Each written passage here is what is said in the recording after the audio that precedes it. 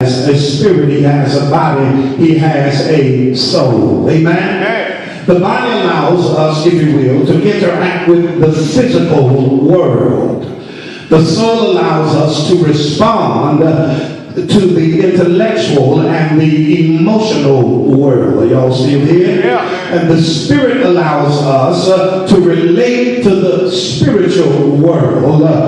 Spirit, soul, and body. Amen? Are y'all still here? Each part of this system is extremely important in the life of a child of God.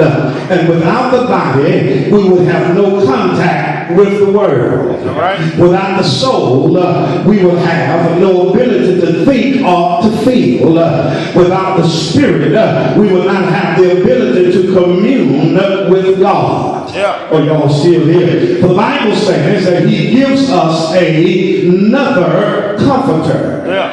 And that comforter in the Greek translation is called the Parakletos. Yeah. Simply means the very ghost, the very spirit, the very pneuma of the very breath of God.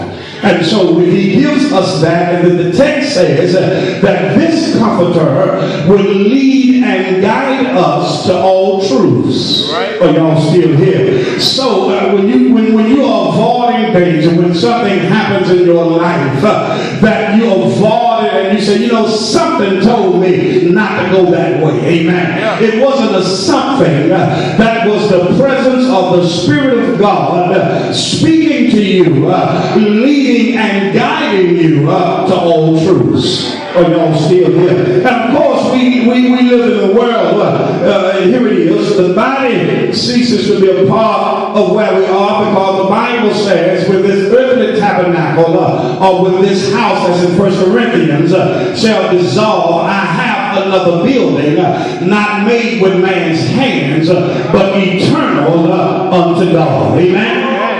Are y'all still here? So that tells you and I that one day this house of clay that we live in will have to fade away. Yeah. In essence, we all are not designed to stay here. All right.